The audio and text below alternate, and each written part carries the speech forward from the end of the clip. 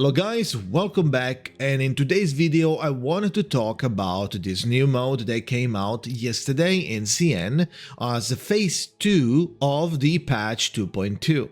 So this is the new mode that we saw during the last live stream for CN, and it just came out. Basically, it's a 8-man, not raid necessarily, it might be a raid, but for now, we haven't fought any bosses, so it looks like a limbo for now. Looks like a limbo, but with extra steps and with extra mechanics. Extra mechanics for us and extra for the enemy. Okay, we did play through the first level, obviously. The game is obviously in Chinese, so it wasn't really easy to understand everything. There's still many things that I don't know, so if I am missing something insane and you happen to know, let me know in the comments if you have any clarification of something that I'm gonna say that it's maybe incomplete. Okay, we also only played one level, but I tried to understand as much as I could. I feel like we got a good gist of it.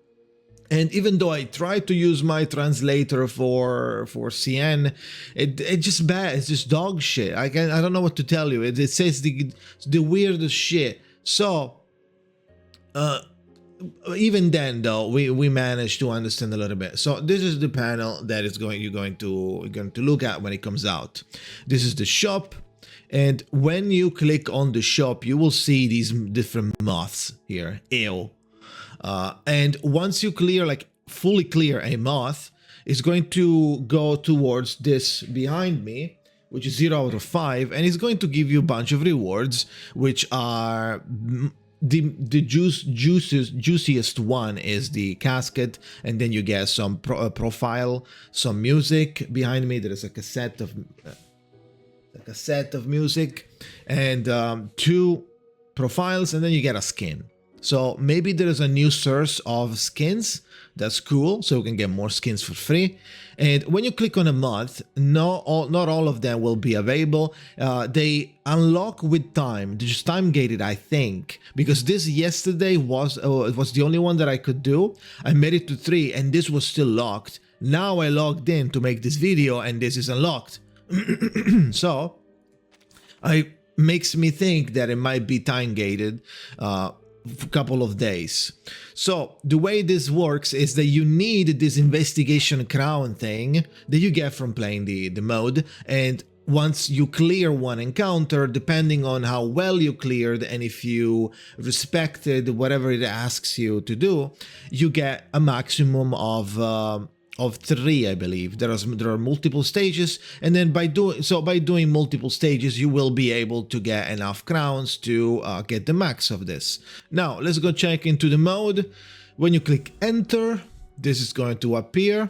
You have different stages, as you can see. This is probably a gigantic boss fight. We haven't made it there because we need to do these 3 first. So this is the one that I did. I didn't do 3-star because I didn't understand what it asked me, but all there is to know is at least for this stage, all it wanted me to do was to clear within 8 rounds. It's not 12, but there are different achievements. So since I cleared, I believe, before 12, so I got the second achievement and the first achievement, but I didn't get the third one to get the last crown here.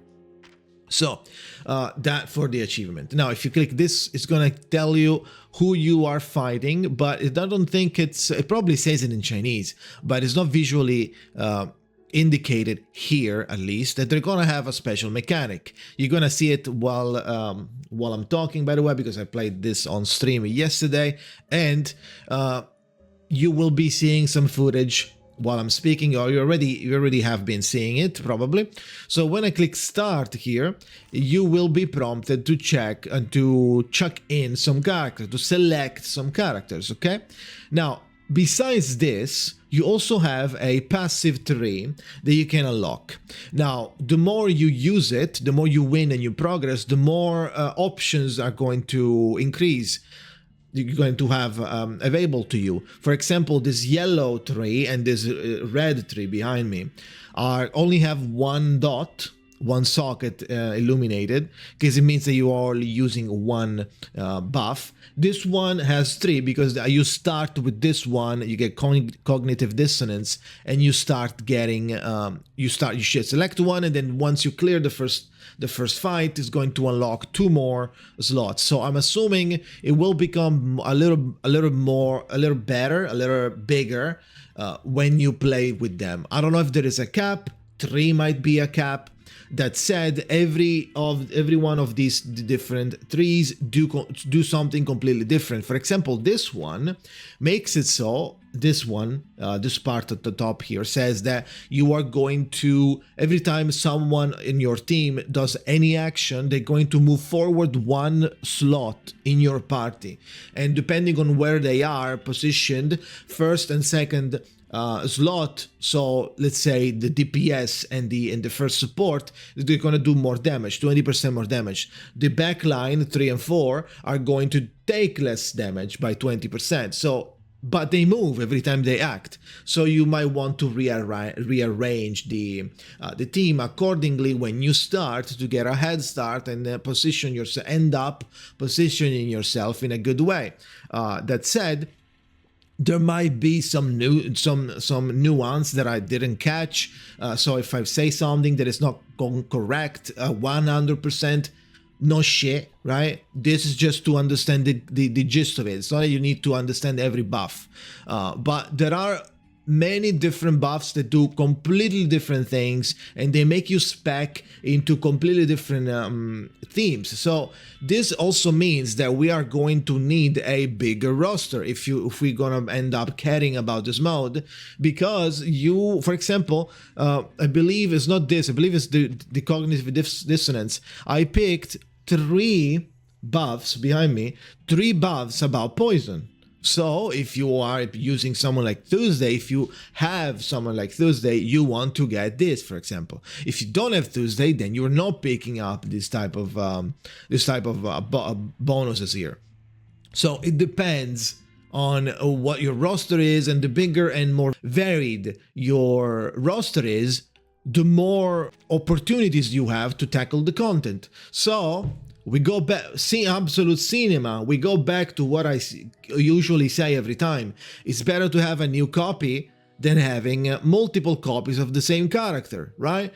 Even if you have P0, there's still a whole new character, right?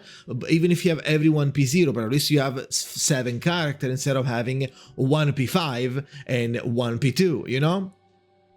Cinema. That said, once you're in the fight, right, and you click start, this is your team. Now, the way the team works, at least what I grasped, is that you don't want to make 2 functional teams necessarily, like you would do for Limbo, right?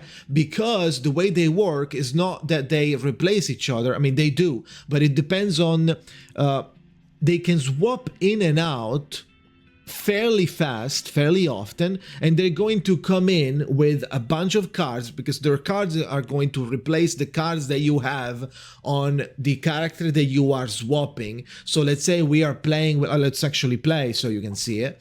Which of these darlings shall we attend to? This is how the shit is gonna look. Let's do this. Now, you can see the team here is this, but you also have other characters on the side. This means that they eventually gonna gain Moxie, and you can tamper with that mechanic, and you can enhance it and make it faster. But as you can see, these characters have their own cards, and we have the AP, and it's a ghost AP. What does it mean? Every card that you cast gets immediately resolved, so you can't just have a combo and then, okay, go. The card that you cast is going to immediately get used. So if we want to do the channel, let's do it right now, because there is no other thing to do. Boom, immediately does it, right? And then, but you still have 3 other cards, so your turn doesn't end until you are done with these cards and until you're done swapping. You will see it really soon. So we are doing, let's do some damage, let's say. I will talk about the shield in a second. Let me finish doing the showcase. So let's do like, oh my god, a debuff. Boom. -1, and then we do the last card, which, let's say we don't want to do that. We do debuff with Tuesday. We get some poison up. Okay. Boom. There's some poison on everybody. They attack, obviously. Now, as you can see, one character is ready to go. Now, obviously, I am missing bits and pieces over like here and there. I don't remember, or I didn't understand exactly how you get the Moxie for one specific character instead of another, but it starts getting better and better and better. I think it's because of the character that you are casting the cards for. Depending on which character you're casting, the others might be getting one Moxie. It looks like they get one Moxie every turn regardless, but then maybe the first one gets the most Moxie generation. So they move, by the way. So if, let's say, we want to replace someone with Winsong, which is ready to go, the way this works is that if you click this, right, it's like, okay, she's about to come in with the ultimate and her cards. Her cards are going to replace the cards that the character that you're switching for are in your hand. So if we swap with Tuesday, for example, this card, and this card are going to be replaced, maybe not in the same place, but the same number, if I'm not mistaken, with Winsong cards. So it's not like you are wasting Winsong ults, because you could say, why are you bringing in her and do the ultimate if you don't have any cards? She's not going to do anything, right? But if we do this, then you select the character. Are you sure you're going to select this? It's going to show you the cards that are going to be replaced. Yes, you click again a second time, boom. She spawned with 3 different cards because Tuesday had three cards. She instantly does the ult. You know what's the good part, the crazy part about this? Also, they're taking way less damage because of the shield mechanic, but at least so you know. You know what's good about it? This happens in a different plane of existence that your turn and your cards. It doesn't consume a card, doesn't consume an action, and it's basically free, and it doesn't have a cooldown with other potentially ready to go characters. So let's assume we had Isolde and Mercuria ready to go. I could switch, you are probably seeing it right now, I could switch multiple characters during the same turn, making them go and cast their ult back to back to back to back, and after I'm done, I will still have to play my cards, which is really interesting. So this is more or less how it works. When it comes to the shield, it looks like they spawn with a special shield that mitigates a lot of the damage, and I checked what this means. The shield mechanic more or less means that they're gonna have a shield mitigating 20% of the damage when you are casting a single target damage or an AoE damage to them. If it's single target, it's -2 on the shield value. If it's AoE, it's -1. If you destroy the shield, it's going to break them, and when they're broken, I think they take 70%, or they lose 70% of the defenses, so you can like do more damage. And your characters, the ones that are benched, they get +1 Moxie, but it might be a mistranslation. It also says there are ultimate also reduces, and special card also reduces, so maybe it refers to extra attacks that are not just a card, like follow-up attacks, maybe. The translation is always scuffed, but more or less it's basically like, here's the shield, break it, so when it breaks you deal more damage, and while it's up you deal 20% less. That's the gist of it. Now I'm pretty sure they can also regain some of the stacks if they're not maxed, but it might be a special for the bosses or for the elite characters, right? We haven't fought a boss yet, but while you're fighting, you are actually cycling all of these cards, getting the Moxie for the bench characters, swapping in and out trying to do to cater towards whatever the passive tree you did. You spec'd before, and then try to clear before round 8. That's why it's 8, and it's kind of low 8, right? Because you're gonna have a crazy roster, obviously, and you're also going to have the opportunity to swap back and forth characters that are ultimate ready without consuming any AP. So you could just swap in and out whenever they're ready, or wait for them all to be ready and then swap them at the same time. Now, you could also try to do a special way of setup for your team and make like a one hyper carry, and then all of the supports and healers are gonna swap in and back out, buffing one singular unit, or buffing one singular unit and debuffing the enemy. Debuff, buff, bring back and forth, and have a benched secondary team dedicated into just ultra buffing and ultra debuffing. That could be a cool thing to do. That said, I like it. Let me know what you think in the comments. Thank you for watching. If you made it to this point, comment Anjonala, my queen, in the comments if you made it here. Otherwise, yeah, you won't. Come on stream, twitch.tv/Jakazin. Join Discord. Great community. And yeah, thank you for watching, and see you next time.